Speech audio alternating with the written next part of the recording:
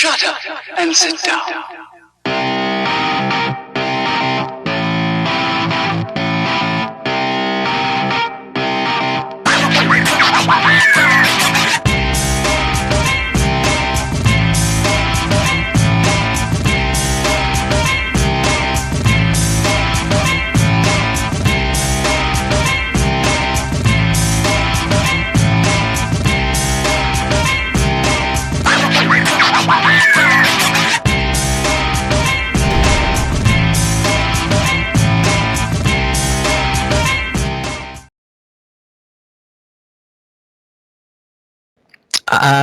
When did you guys get together? Because it hasn't been long at all, has it?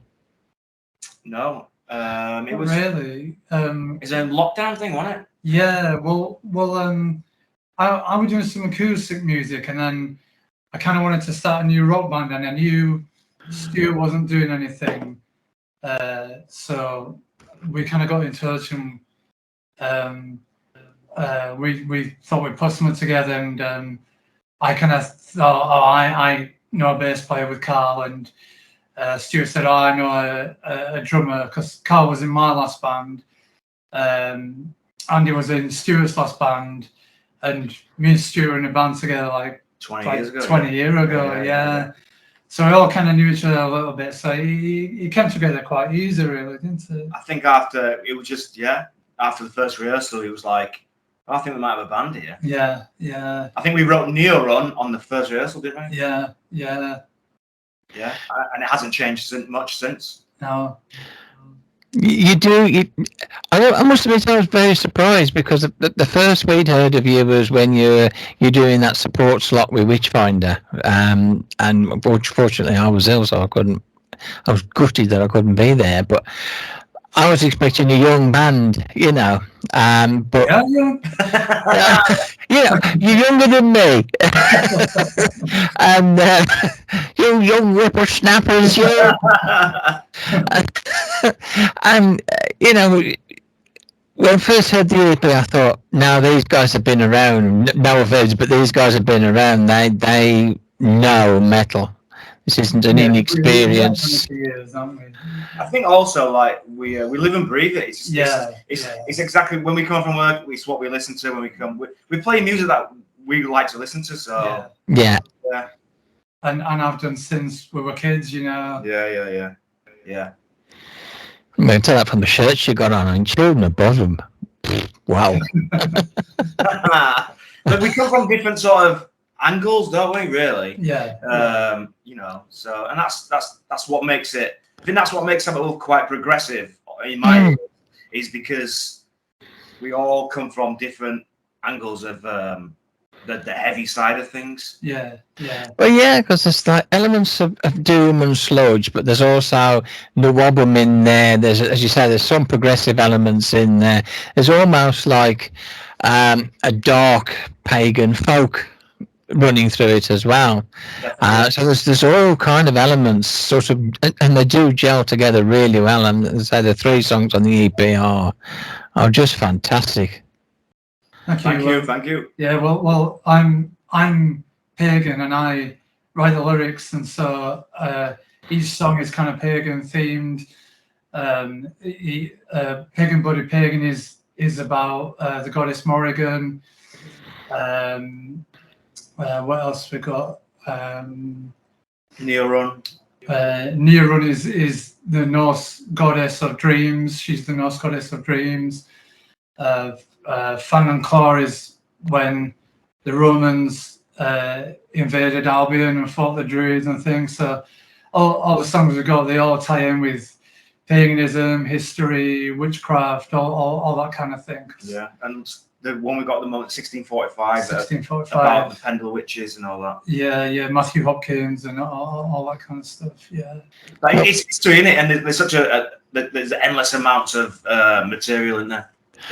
Yeah. Absolutely, and it's a subject matter. I mean, I'm an elder witch, and my husband's a 3rd degree high priest. So as soon as we started listening to it, we thought, he's a pagan. These are our brothers. And there is such a lot of subject matter that unfortunately doesn't get sung about anymore. So, as you said, the old gods and goddesses aren't sung about. Some of the old tales from the legends that have existed in these lands and other lands for generations are being forgotten.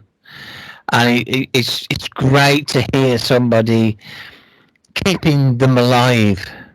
Yeah, I think that's how I honor my gods and goddesses and the ancients. Is, some pagans do rituals and things like that. With me, it's through my music. Yeah. So I that's how I do it personally. Yeah. I think we all do. There's no such thing as the right path, the wrong path. It's just your path and how you express it and how you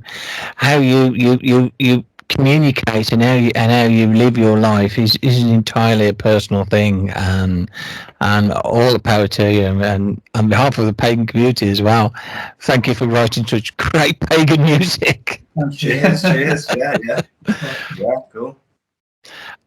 So the debut EP is called Curse Thrower. And that was released on the 22nd of January last year, wasn't it?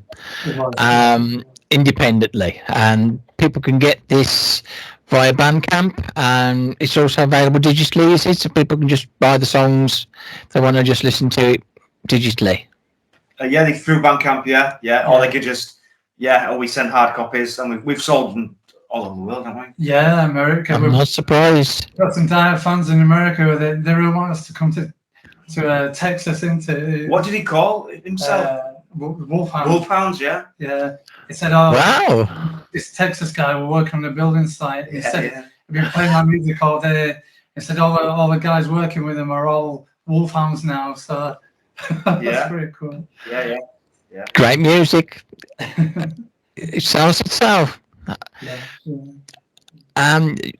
The show you did with Witchfinder, that wasn't your first live show together, was it? I mean, you've done some others before that, haven't you? Because I noticed the sort of flyers for various gigs.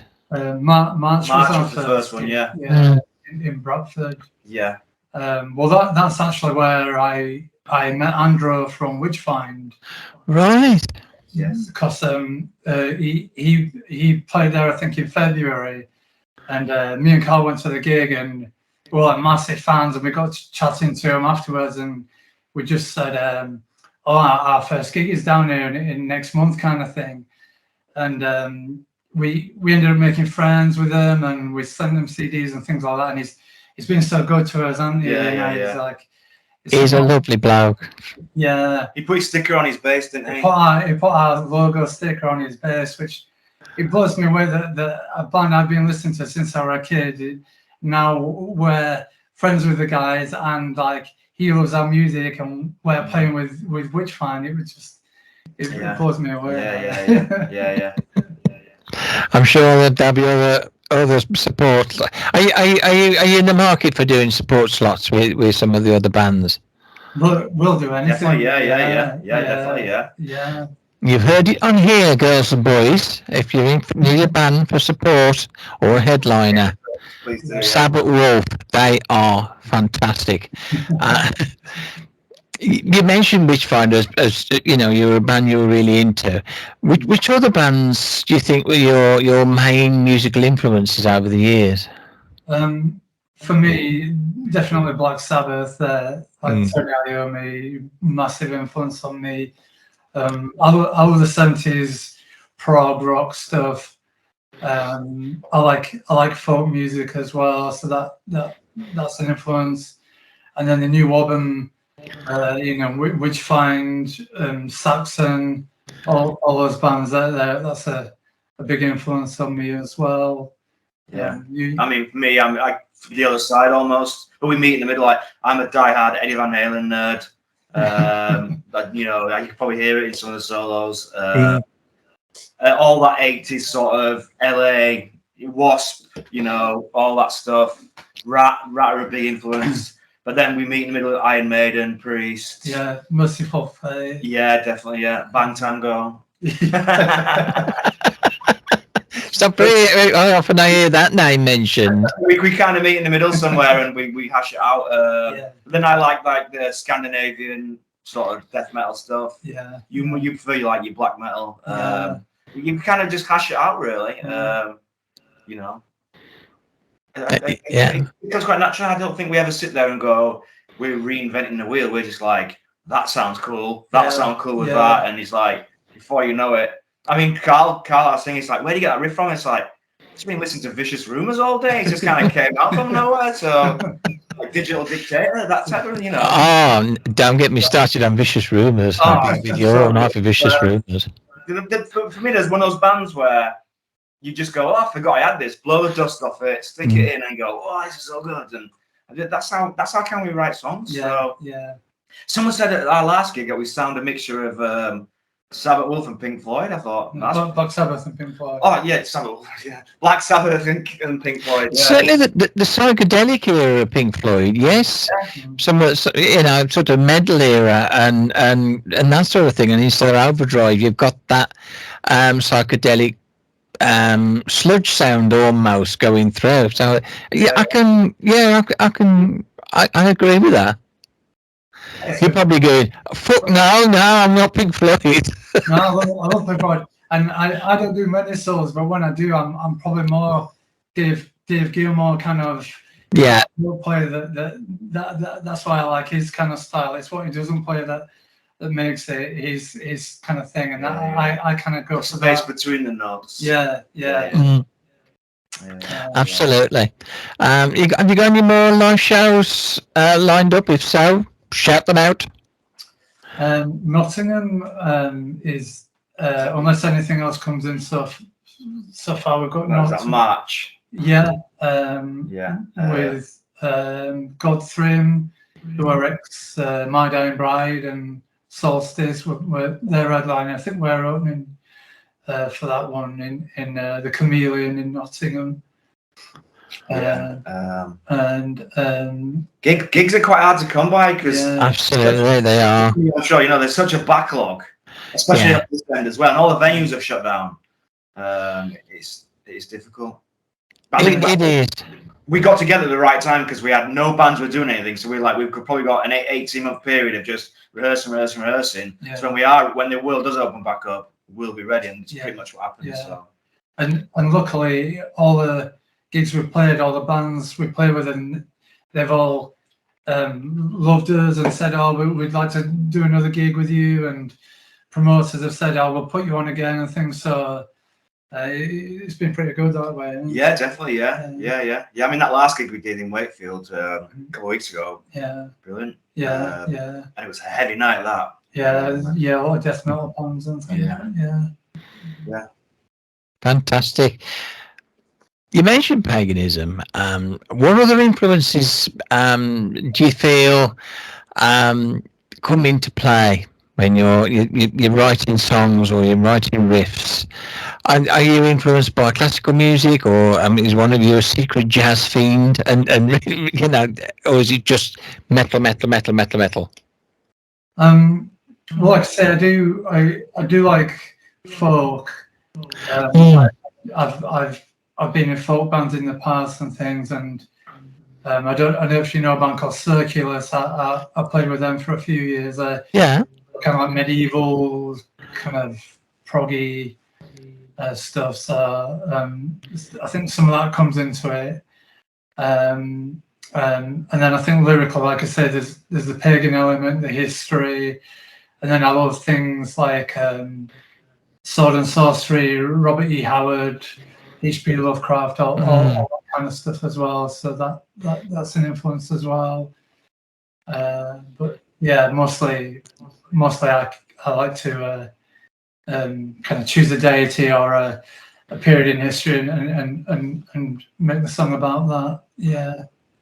I look forward to hearing others as well. Sorry, I interrupted you. No. I was just sort of saying, like, there's so much crap going on in the world every day that everyone sees. Writing about what we write about is just like something so different, and there's escapism in that in itself, rather than just writing about no one's got any money or the weather or the politics. And I mean, we're not political band. It's No. never go down that road. No. There's enough people. You turn on the news if you want to listen to politics. We're never going to come out with a Rage Against the Machine type song, are we? No. Yeah. Please don't. Can you imagine? I don't know. It might sound all right. I don't know. Carl rapping. Yeah, Carl rapping. Yeah. No. But no, I think that's just like we said earlier. There's so much material there, and it's just like take your pick. Yeah. And again, going back to like I think we sold a CD, sent aside a CD up to Iceland. Where talking about Vikings and all that, like where it all came from, it's like that's quite good that they're sort of like hearing it from us, and it's nice how fast music can spread, good music anyway. Yeah. And what I've learned about, especially the metal scene, is just how loyal they are to it. Because I've been in sort of like hair metal sort of wasp type bands in the past. And that scene's quite pretentious and stuff, but this scene is almost like, and they almost like, "Well, your guitar playing was awesome." You're like, "Really?" Like, and actually, they mean it, and it's nice. Yeah, it's good. Yeah, and it's weird as well that where we ended up rehearsing because after COVID, so many rehearsal rooms because we're based kind of West Yorkshire. We're all kind of in and around Yorkshire. Well, Carl's not, but Carl's from parts unknown. We don't mention where Carl's from. We're not even quite sure ourselves. No. We had to make him an honorary Yorkshireman. Let's put it that way. Yeah. But yeah, we're all kind of in West Yorkshire or Yorkshire based, and we rehearse mostly in Leeds, don't we? But after COVID, so many rehearsal rooms closed down. And we were really struggling to find somewhere to rehearse, and we ended up a place in South Ensel called Samsung Studio. Oh yeah, this is really weird, yeah. And just the place is fantastic. It was built in the late 1500s. It's like an old farm. And Bobu, he bought the house and he renovated like the farm buildings into rehearsal rooms and things like that. And when he was doing it, he found hex foils carved into the wall, which you probably know they would protect against witchcraft and things like that. And then instead he found three cats. He found 3 mummified cats in a triangle. In a triangle. What a place! So even that, the atmosphere in that is Don't he have a well? And he says back in the day, in the Cromwell years, that's where all the soldiers used to march through from Wakefield or whatever and stop at this well. But yeah, and then to make it even more metal, Graham Oliver from Saxon rehearses there. That is metal. That is metal. And it was so good because Bob, who owns the studio, told Graham that we were like massive Saxon fans, and Graham actually brought his vintage SG guitar that he played all the Saxon. Yeah. He brought it down from like me and Stuart to have a go, and I couldn't believe it. There's a little video on our Facebook, and he shows us playing. And I think even as I was putting it on, I was like, I can't believe I'm playing this. I was playing it, and as I'm playing, he's like, "Oh, Michael Schenker's played that guitar," and you're like, "Oh my God, yeah!" Schenker brothers, and then the Randy Rhoads. I've got a beat at home that Randy Rhoads has played. Yeah, it's so good that he literally where our room is, he's across the way. He rehearses, and sometimes we stand outside and listen to 747 Strangers in the Night and stuff. Wow. Yeah. Are you going back there? You get out of the car and it's like back on the streets, and you're like, "Where's that?" And you're like, "What's that noise?" That was 1 p.m. Yeah. Will you be going back there again? I think you should. It's where we rehearse all the time. We rehearse there weekly, yeah. Oh wow. We tend to get pushed away in the far side of the barn because we're so loud. Yeah. So probably the loudest band who's ever been there. So, like Minor War, all men play on 10. So. And that's the best way to play. Yeah, that's what 10 on your amp means, doesn't it? Like, yeah. Unless you have an 11. Well, yeah.